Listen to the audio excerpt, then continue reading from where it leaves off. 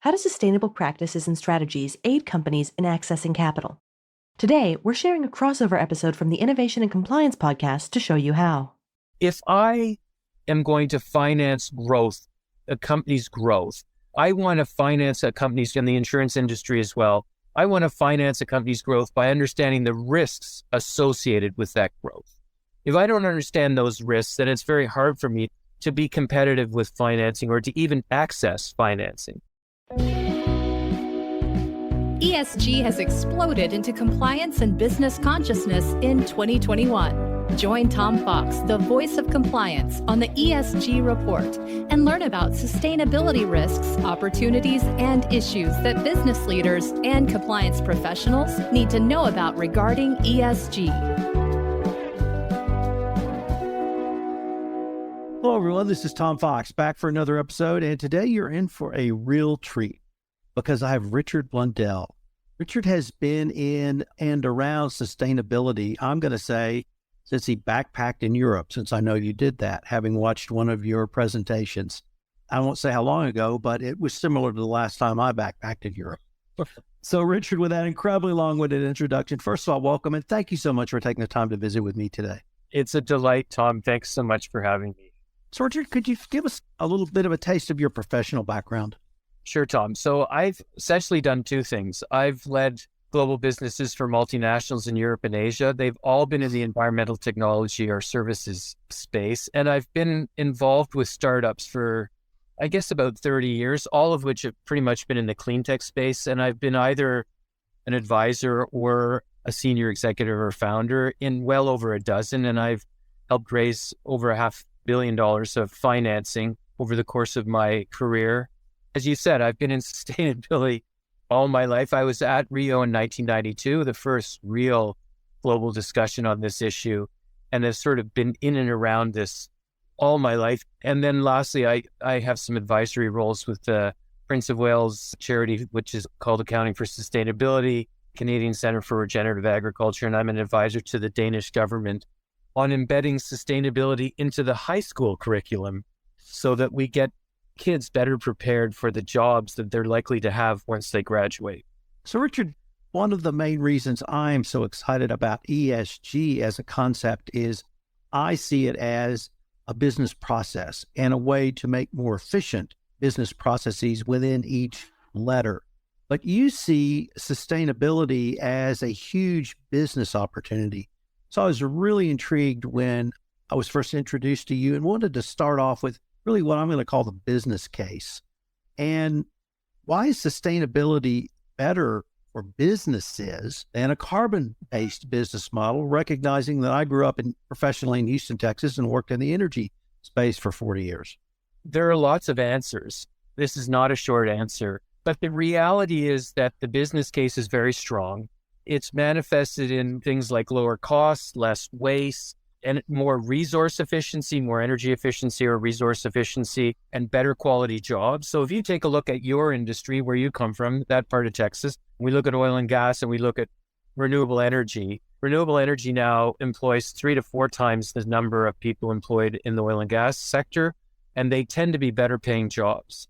The other thing that around sustainability, because sustainability is built around building purpose-led organizations, is that it delivers much better employee engagement around purpose. So people actually know what they're working towards, the purpose of what they do every day. It provides better and more access to capital with many different asset classes. Now we see things like green bonds, transition bonds, impact investing, which is the highest growth asset class today in finance. It endears better and longer-term relationships with customers, suppliers, better relationship with community stakeholders.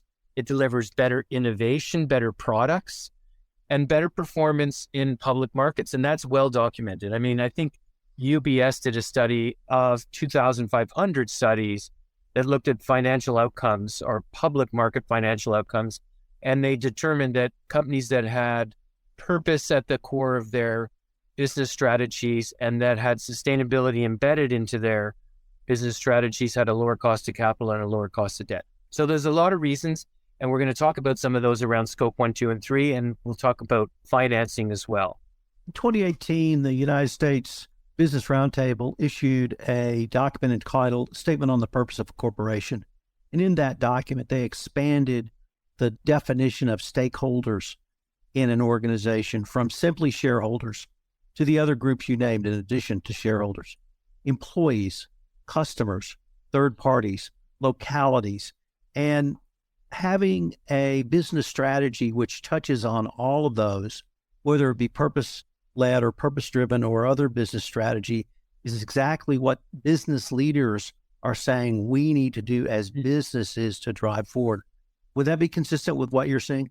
Oh, absolutely. I mean, a really good spokesman on this topic is Larry Fink, the largest asset manager in the world. I don't remember how many trillions they have under management, but he'll tell you that if you don't deliver a meaningful outcome to society, you'll actually lose the support of your shareholders and your stakeholders within the communities that you operate. So you won't actually get access to financing. The reality is that those stakeholder relationships have dramatically changed, and there's something in sustainability that we measure of that interaction called materiality. And materiality is essentially a way for a company to determine its priorities, its strategic priorities around its decarbonization or its ESG goals or its sustainability impacts it's trying to deliver. Essentially, it's a measure, it's a matrix, it's a measure of what's important to the corporation and what's important to its stakeholders. So for the first time in a long time, we now actually incorporate into strategy and determining priority what the materiality is around what's important for our stakeholders as well as what's important for our business. You used the phrase purpose-led organizations. Could you discuss the example I've heard you utilize of Unilever as how that impacts employee engagement, and what happened to Unilever after they made their public announcement of focusing on sustainability? So I think Paul Wellman is one of the really great leaders of my generation from a corporate standpoint. He created something called sustainable living, which was a strategy that they embarked upon. It's got to be at least 15, 20 years ago now. And he had very bold goals. Those goals were built around taking people out of poverty, making a positive impact upon, I think, 1 billion people within their communities that they operate. They also had some very lofty economic goals, like doubling their revenue within a decade. And so what he did was he built an organization around those goals.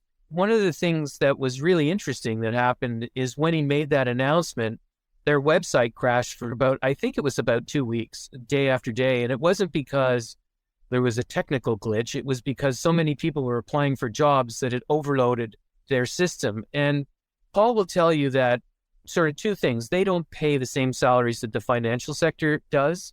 But when you're in an organization and you're working towards those kinds of social and environmental and economic outcomes, because all three matter, it invigorates, it energizes the organization. And what his observation was that he got a little bit more energy out of the organization, more than he would normally get. The way that he described that is it's going from being a good company to a great company because the employee base is so energized and so excited. And the goals are so breathtaking. Ray Anderson did this at Interface, saying when you create a goal that is so lofty and at the outset sort of almost impossible to achieve, it actually delivers a huge amount of energy into the organization.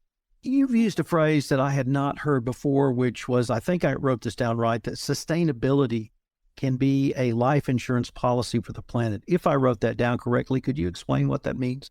So the problem with sustainability in my life is that it's been selling death insurance for too long. What I mean by that is the stories around sustainability, loss of biodiversity, loss of habitat, all those, the weather stories, the catastrophic stories around migration of people, which is largely being driven by drought and environmental catastrophes.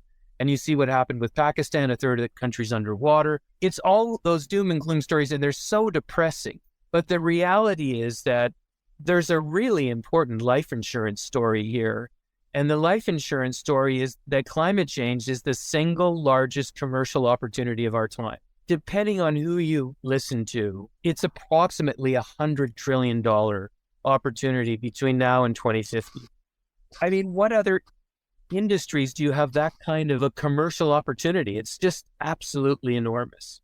I think I wanted to maybe change focus a little bit and ask you, what are 6 key global challenges you see currently for transforming our world?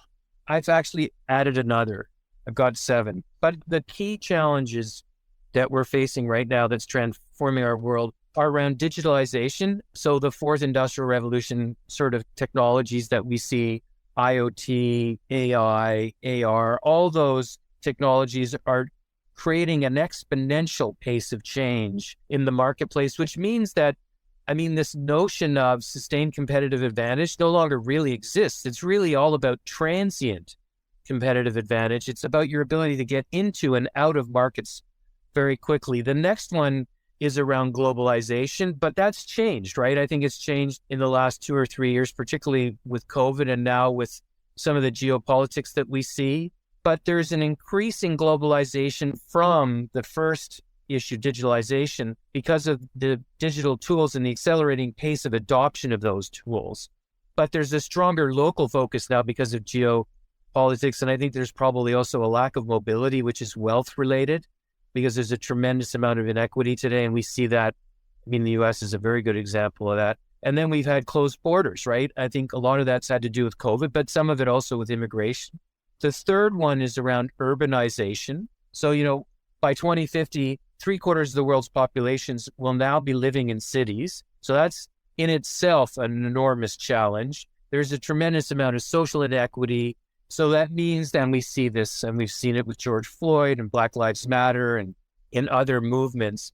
So it's very important that this transition that we do to a low carbon economy or a low carbon world is a just transition. In other words, it has to work for everybody at all stratas of society. The next is demographic change. And this, I think, is a really, really important one for everybody to understand. So majority of the workforce is made up of Generation Z, as a Canadian would say, and millennials. I think that group is now the majority of the global workforce.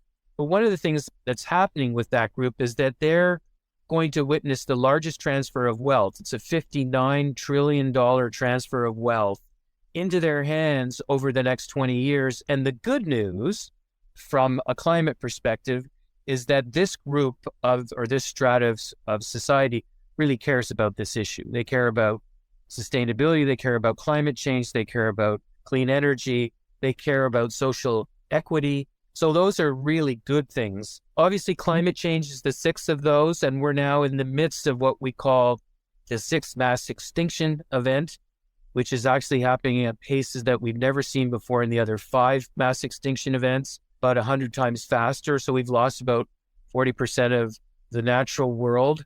And most of those, a lot of populations are in danger.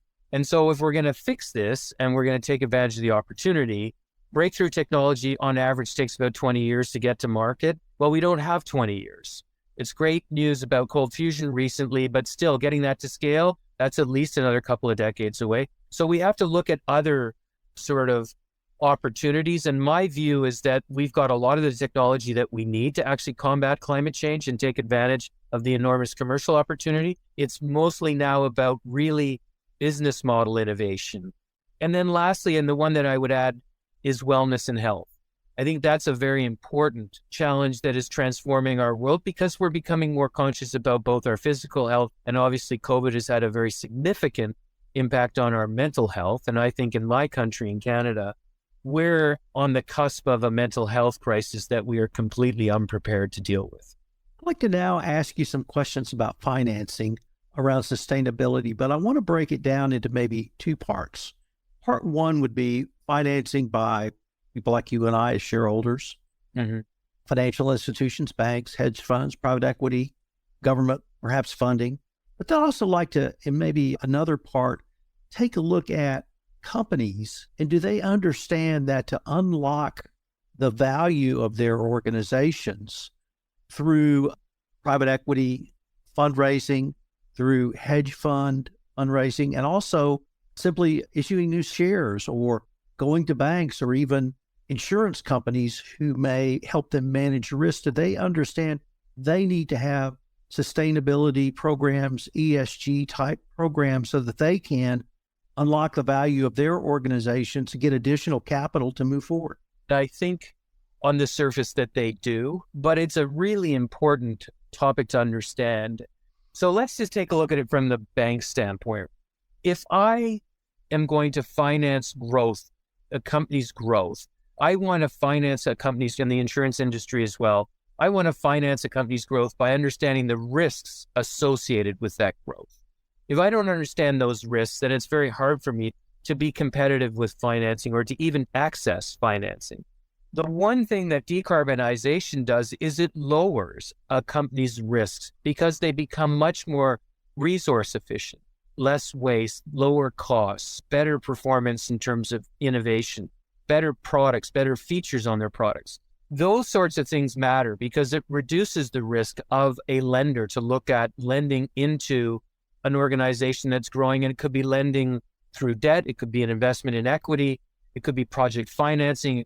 This is where the banks have an enormous opportunity to innovate. If they were to go out and actually listen to their customers and listen to what does a decarbonization journey look like and how can we help you get there by designing tools that fit that transition rather than trying to stuff it into an old box with an old set of criteria that actuarials have designed like 50 years ago, which don't apply today. And even with just the pace of digital innovation, those guys need to get up to speed, right? So let's go and take a look at what's happening around scope 1, 2, and 3, if you don't mind. Scope 1 is the energy or the emissions associated with the energy that I use directly on my facilities that I own or lease. Scope 2 is the energy that I purchase from a third party, and it's those emissions, but that energy is used directly for my purposes. Scope 3 is everything else, everything that I don't have control over. So that's my supply chain, and that's my customers. When Jane Fraser, who's the CEO of Citibank, came out and said, we're going to make a net zero commitment, a scope 3 net zero commitment, and we're going to use our financing as a tool to actually help our customers make that transition to a low carbon state or low carbon economy, that's extremely powerful. And what that says is that if you don't have a low carbon or a decarbonization transition strategy in place, you're not going to get access to capital. And if you listen to people like Larry Fink and others, the hedge fund guys and the big asset managers, they're saying the same thing. If you're not going to provide a benefit to society, if you're not going to have a decarbonization plan, you're not going to get access to financing because, you know why? I don't understand the risks associated with that growth if I don't have you committed to a decarbonization plan.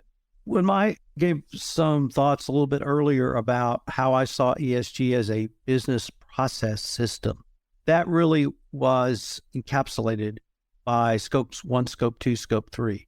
Because the first time I heard someone explain that in a way that I understood it, it struck me as number one, you're finally measuring something and you're getting data. And once you get data, you can improve it, you can risk rank it, you can manage it, you can monitor it and hopefully improve it. But by having scope 1, scope 2, scope 3, now you have a company or a corporate function within an entity looking at that in a much more holistic way, perhaps even up to the board of directors. And so when I started seeing things like that, it dawned on me, this really is process improvement. And I'm a huge process guy. So when I hear you say those things, it just drives home to, I hear process. That's to me what's so exciting about this. That's a good observation, Tom. It is all about process. I learned this from a very savvy, very successful serial entrepreneur many years ago. And he told me that it's process over genius every day.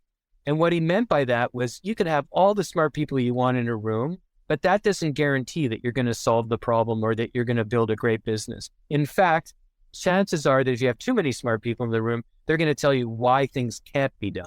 So he's right when he says it's process over genius. It's all about process. And a lot of people say that process that repeats itself over time is a little bit like culture. It actually becomes the culture of a business. So process is super important. And this is all about, it's very much a process-driven approach to looking at resource efficiency at the end of the day. But layered on top of that, which is very important, is this notion of purpose and values and beliefs. Those things matter because they matter to the people who work in companies. They matter to the people that buy your products. You'll hear people like Simon Sinek that people don't buy what you produce or how you produce something. They buy why you produce it.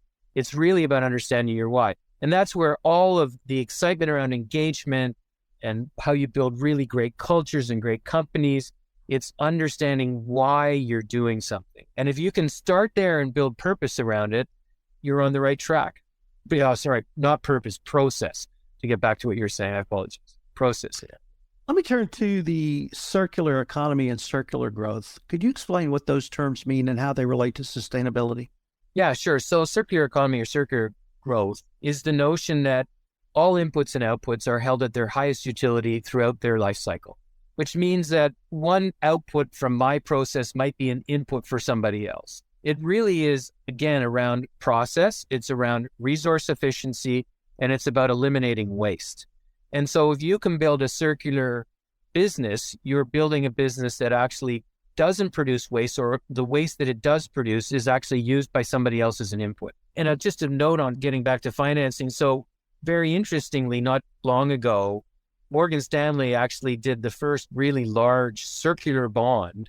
It is $1 billion, which they issued to PepsiCo to eliminate plastics in their bottles, virgin plastics, right? To encourage them to actually find ways to recycle plastics and make sure they don't end up in microparticles in the ocean, et cetera. That's a very good example of a financial institution recognizing the opportunity around single-use plastics and the opportunity to go to one of the biggest users of single-use plastics and provide them with a financial incentive to get them to change their behavior around their bottle. A little bit earlier, you mentioned the term, the fourth industrial revolution. I was wondering if you could explain that a little more and why you see that tied so closely into sustainability down the road. So one of the things that the fourth industrial revolution does is it's really typified by its intelligence, basically making things smarter. If you want to pair there's a lot of other things. There's a new IT architecture, which is built around the Internet of Things, and we can get into the weeds very quickly, but let's just stay at a high level. What it's basically saying is that things are getting smarter and things are more connected. Those are the two things that you just really need to know about digitalization. We're more connected and things are getting smarter. So if you take that and you apply that to sustainability, they're very meaningful, because what we want to do with the existing technology and the existing processes that we have in place is to actually make them smarter and more connected so that we continue to learn and that we can be prescriptive in actually identifying faults or failures in the system and avoid those from happening. So this fourth industrial revolution, which is all about connectivity and intelligence, is also moving at a pace that we're not accustomed to. Like our ability to actually govern those technologies, their growth surpassed that more than a decade ago. And so it's now our ability to see how can we actually use those technologies to make those systems and technologies to make what we have today better, smarter, and more resource efficient. Why do you say that sustainability is both a mindset and a journey? Because it really is it gets back to that life insurance story. It's a mindset, because we have to get out of this mindset of it's all doom and gloom. That's all we ever hear. You open the television today and all you hear about is these extreme weather events. You hear about deaths, you hear about property destruction, you hear about all these very negative things. And the reality is that the opportunity is just so enormous and so exciting that you have to change your mindset. I think getting back to Interface, which is a commercial carpet tile company, I think, one of the really early leading companies, and Ray Anderson at the time, the CEO, leading advocates for sustainability, they have continuously gone on this journey. The first part of their journey was something they called Mount Sustainability. I think it had 7 or 8 steps or something like that. And the last one was to reimagine commerce, which they got to.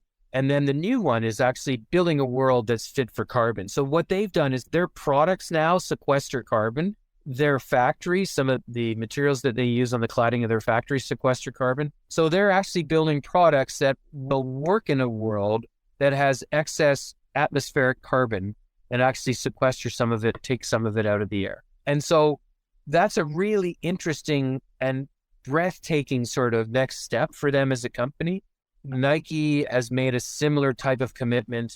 So these are journeys that just have no end, because as we learn more, we innovate more and we can actually stretch our targets. Whereas innovation is actually a destination. Innovation is a destination because it's usually a business model, profit outcome. So it's got there's kind of like a hard stop, right? But with sustainability, it really has to be, as we learn more and we grow more and we get better at understanding how to drive efficiency and process into this decarbonization journey, there's the opportunity to keep stretching targets. And you see the best companies in the world continuously do that.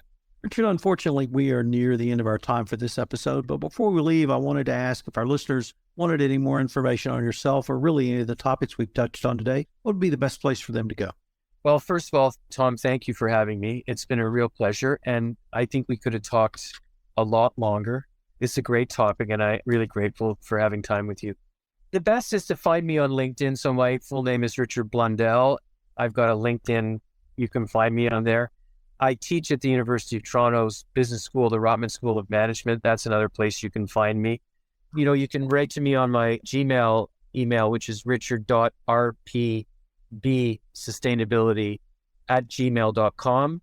I love doing these. I'm happy to come and I regularly talk to executives in companies. I do a lot of talking to young people and business schools and business professionals, and do a lot of work with companies that are either early stage or growth companies with their business models and their go-to-market strategies. So happy to help. Richard, I've really enjoyed this time. I hope we can continue this conversation. I do too. Thank you, Tom.